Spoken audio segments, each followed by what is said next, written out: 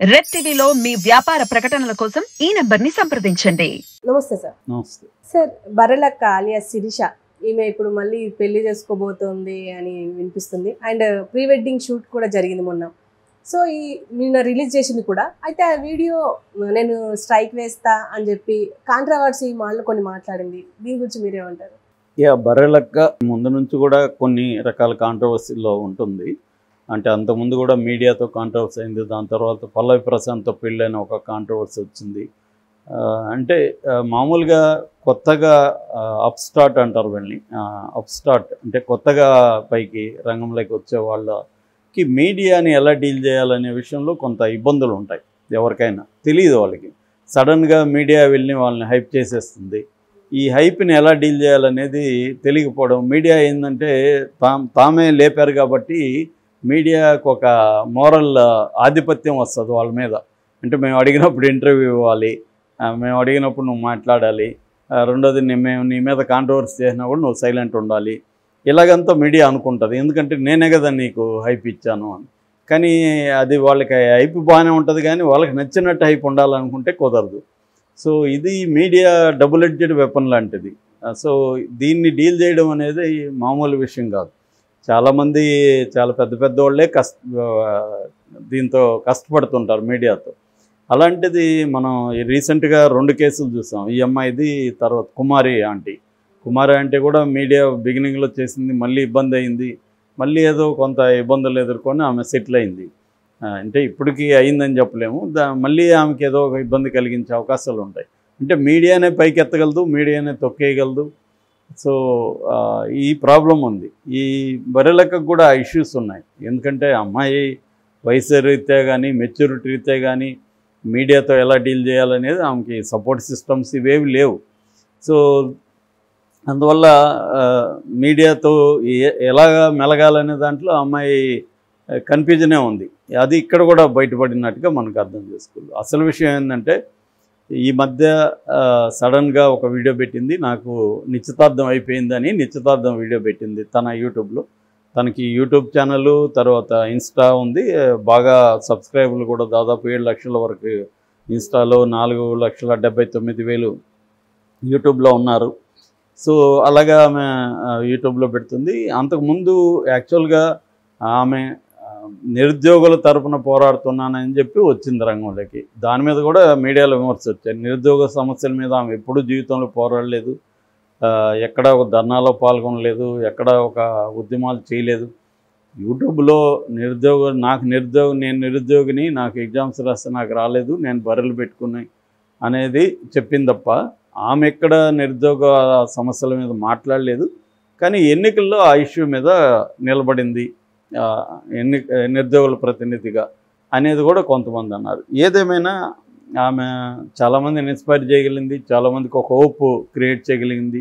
అంటే ఒక పెద్ద వ్యవస్థతో ఒక మామూలు అమ్మాయి కూడా ఢీకొనొచ్చు, రెండోది అది లీగల్గానే డెమోక్రటిక్ మెథడ్లోనే చేయొచ్చు అన్న ఒక యాంగిల్ వచ్చింది. చాలామంది ఆమెను సపోర్ట్ చేశారు. ఇదంతా బాగానే ఉంది. దాని తర్వాత అందరూ అనుకున్నట్టుగానే ఆమెకి ఎన్నికల్లో ఎలాగో ఓట్లు అయితే రావు అనేది అందరూ అనుకున్నారు. అలాగే ఆమెకి 5,000 చిల్లర వచ్చాయి. బట్ జనసేన 8 మందిని నిలబెడితే 7 మందికి ఈమె కంటే తక్కువే వచ్చాయి. అది కూడా ఆమె సాధించిన విజయంగా చెప్పుకోవచ్చు. ఎందుకంటే జనసేన ఒక పక్క పవన్ కళ్యాణ్ ఉన్నాడు, ఆయన టూర్ కూడా వెళ్ళాడు, అభ్యర్థుల తరఫున క్యాంపెయిన్ చేశాడు. అయినా కూడా అభ్యర్థులకి 5,000 దాటలేదు 7 మందికి. ఈమెకి 5,700 చిల్లర ఈమెకి ఓట్లు వచ్చాయి. సో ఆ రకంగా తీసుకున్నప్పుడు బర్రెలక్క కొంత ప్రజెన్స్ని, అంటే ఒక 5,000 చిల్లర ఓట్లని తనకి వేశారంటే, ఆమె వేసిన వాళ్ళందరికీ తెలుసు కదా ఈమెకి గెలవదని, అయినా కూడా వేశారంటే సపోర్ట్ చేద్దామనే ఉద్దేశంతో వేశారనేది మనకు అర్థమవుతుంది. ఆ తర్వాత ఆమె కొంత సైలెంట్ అయింది. రేవంత్ రెడ్డి ప్రభుత్వం వచ్చినాక రేవంత్ రెడ్డి ఈమెను పిలిపిస్తాడని, ఏదో పోస్ట్ ఇస్తాడని రకరకాలుగా వచ్చాయి, కానీ ఊహాగానాలు అవేమి చేయలేదు. సో అయితే రేవంత్ రెడ్డి మీద కూడా ఆమె వీడియోలు పెట్టడం మొదలుపెట్టింది. ప్రత్యేక క్యాబినెట్ మీటింగ్ పెట్టండి నిరుద్యోగ సమస్యల మీద ఇలాగ పెట్టింది, కానీ అది ఎవరు పట్టించుకోలేదు, దాన్ని వైరల్ కూడా ఎవరు చేయలేదు. అంటే ఆమె తన ఒక పోస్ట్ పెట్టింది, కానీ అప్పుడైనా నిరుద్యోగుల్ని కలుపుకొని ప్రెజర్ తేవడానికి ట్రై చేయడం అవి చేయలేదు. మేబీ ఆ అమ్మాయికి అటువంటి క్యాపబిలిటీస్ లేవు, ఆర్గనైజింగ్ క్యాపబిలిటీస్. అంత ఈజీ కూడా కాదు. నిరుద్యోగులను అంత ఆర్గనైజ్ చేసి పోరాడాలంటే అంత ఈజీ కాదు. సో అందువల్ల తనకి అంత శక్తి కూడా లేదు కాబట్టి సైలెంట్ అయిపోయింది. ఈ లోపల ఏవో రకరకాల వివాదాలు వచ్చాయి. ఇప్పుడు సడన్గా ఎంగేజ్మెంట్ వీడియో పెట్టింది. దాంతో మళ్ళీ ఒకసారి మీడియా కూడా ఆమెను వదిలేసింది. సో ఇప్పుడు మళ్ళీ మీడియా అటెన్షన్ ఆమె మీదకి వెళ్ళింది. సో ఎవరు మామూలుగా ఎవరైనా పాపులర్ వ్యక్తిని ఏమన్నా పెళ్లి చేసుకుంటుందా అనేది మీడియాకు ఉన్న ఇంట్రెస్ట్. కానీ ఎవరో అనామకుడు అతను వెంకటేష్ అని, అతను ఫిజిక్స్ ఏదో పీజీ చేశాడని చెప్తున్నారు. దాని తర్వాత అమ్మాయి అది కూడా ఎక్స్ప్లెనేషన్ ఇచ్చింది. అతను అరేంజ్డ్ మ్యారేజ్ మాది, మా పెద్దోళ్ళు చూశారు, నా దగ్గర బంధువు అవుతాడు అతను. సో అతనితో పెళ్ళి చేసుకుంటున్నాను, నిశ్చితార్థం అయింది, నేను ఎవరికి చెప్పలేదు, ఏమనుకోకండి, పెళ్ళికి అయితే అందరిని పిలుస్తున్నానని చెప్పి పిలిచింది. సో అది అందరూ షాక్ అయ్యారు. అంటే ఈ అమ్మాయి మీడియాకి ఫోటో కూడా లీక్ కానివ్వకుండా చూసుకునింది వెంకటేష్. ఇప్పుడు కూడా అతని డీటెయిల్స్ ఏవి బయటికి రాలేదు. మీడియా ట్రై చేసినా కూడా ఎక్కడ డీటెయిల్స్ కానీ అతను ఇంటర్వ్యూలు ఇవ్వడం కానీ ఏమి రాలేదు. అయితే ఈ మధ్య ఒక వీడియో వైరల్ అయింది. అదేంటంటే ప్రీ వెడ్డింగ్ వీడియో షూట్, అది సాంగ్. అది ఎవరు రాశారంటే నాగరాజ్ అని, గతంలో అనిత వెరీ పాపులర్, తెలంగాణ అంతా ఊగిపోయింది ఒక దశలో, అతనే రాసి పాడాడు. అదే స్టైల్లో ఓ సిరీసా నా సిరీస్ స్టైల్లో రాశాడు అది. సో ఆ సాంగ్ని పిక్చరైజేషన్ కూడా బాగానే చేశారు. అంటే లొకేషన్స్ కూడా ఇటు గుళ్ళు, చార్మినారు, మొజాంజాహి మార్కెట్టు, తర్వాత పొలాలు, పూల తోటలు, ఇలాగా డిఫరెంట్ లొకేషన్స్లో చేశారు. బాగానే క్వాలిటీ ఉంది. సో దాన్ని ఆమె తన యూట్యూబ్లో పెట్టింది. యూట్యూబ్లో పెట్టినాక దానికి ఒక 10 లక్షల వ్యూస్ కూడా వచ్చాయి. ఇప్పుడు ఆ అమ్మాయి కాంట్రవర్సీ ఏంటంటే తను ఒక వీడియో చేసింది. నా వీడియోను కొంతమంది పెడుతున్నట్టు తెలిసింది. ఎవరన్నా పెడితే మాత్రం నేను స్ట్రైక్ చేస్తాను, వాళ్ళని క్లెయిమ్ చేస్తాను, వాళ్ళ మీద కంప్లైంట్ ఇస్తాను అన్నట్టు పెట్టింది. అది వైరల్ అయింది. అయితే ఆమె మరి తర్వాత ఇది గొడవ అవుతుందేమో, పెళ్ళికి ముందు గొడవ ఎందుకని అనుకునిందో ఏమో తెలియదు, కానీ మళ్ళీ ఇది డిలీట్ చేసేసింది. ఇప్పుడైతే అది లేదు. కానీ మనవాళ్ళు గమ్మున ఉండరు కదా, ఆ వీడియోని కాపీ చేసి వీళ్ళు వైరల్ చేస్తున్నారు. అంటే మమ్మల్ని బెదిరిస్తావని, అంటే మీకు ఫ్రీగా పబ్లిసిటీ ఇచ్చినప్పుడేమో వాడుకున్నావు, ఇప్పుడు నీ సాంగ్ని మేము పెట్టుకుంటే మాత్రం నీకు డబ్బుల కోసం మమ్మల్ని ఇచ్చేస్తున్నావా అనేది. నిజానికి ఆమె అది పెట్టకుండా ఎవరైనా చేసినప్పుడు యూట్యూబ్లో క్లెయిమ్ చేసేసి ఉంటే సరిపోయేది. అంటే 100 వెళ్ళిపోయినప్పుడు అది కూడా కష్టం అవుతుంది ఆమెకి. 100,000 వెళ్ళిపోతే అందరూ పెట్టేస్తే ప్రాబ్లం అవుతుంది. కానీ కొంతమంది కట్ చేస్తే వాళ్ళు అందరికి చెప్పుకుంటారు, ఎవరు కట్ చేస్తున్నారు తీసేయండి అని, తీసేస్తారు మామూలుగా. కానీ ఈమె అలా పెట్టడం వల్ల మీడియాని బెదిరిస్తుంది అన్న ఫీలింగ్ మీడియాకు వస్తుంది. దానివల్ల ఇప్పుడు ఆమె పెళ్ళేదో మంచి శుభకార్యం చేసుకుంటుంది, దానికి మద్దతు కావాలి ఆమెకి.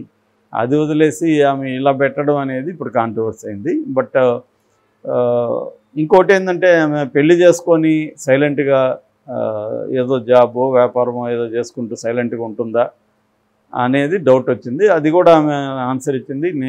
నేనే కాదు, మా వెంకటేష్కి కూడా రాజకీయాల పట్ల ఇంట్రెస్ట్ ఉంది, ఇద్దరం కలిసి ఎంపీగా కంటెస్ట్ చేస్తూ ఉన్నది.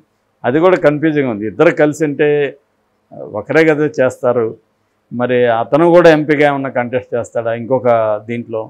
అంటే ఇద్దరు 2 నియోజకవర్గాల్లో ఎంపీలుగా చేస్తారా, లేకపోతే ఎంఐ చేస్తే అతను సపోర్ట్ చేస్తాడా? ఎందుకంటే ఇద్దరు చేస్తే అది ఇంకా కన్ఫ్యూజ్ అవుతుంది.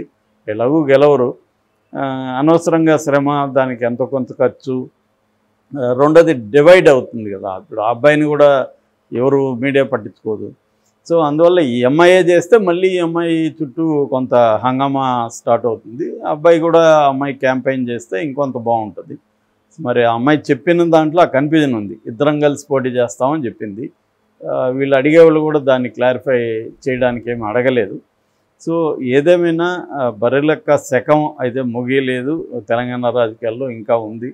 మేబీ ఆంధ్ర రాజకీయాల్లో కూడా ఇది కొంత రిఫ్లెక్ట్ అవుతుంది. ఆంధ్రాలో కూడా ఆ మధ్య అనంతపురం నుంచి కూడా ఒక అమ్మాయి అనౌన్స్ చేసింది, కానీ ఇప్పుడు మరి సైలెంట్గా ఉంది, అక్కడి నుంచి ఏమీ లేదు ప్రజెంటు. అంటే అది ఎలా ఉంటుందంటే రిపిల్ ఎఫెక్ట్ అంటారు. అంటే ఒక చోట బలంగా ఉన్నప్పుడు ఇంకొక చోట కూడా ఇదవుతుంది, ఒక చోట ఆగిపోయినప్పుడు ఇంకొక చోట కూడా ఆగిపోతుంది. మరి బర్రెలెక్క పరిస్థితి ఏందనేది మనం చూడాలి.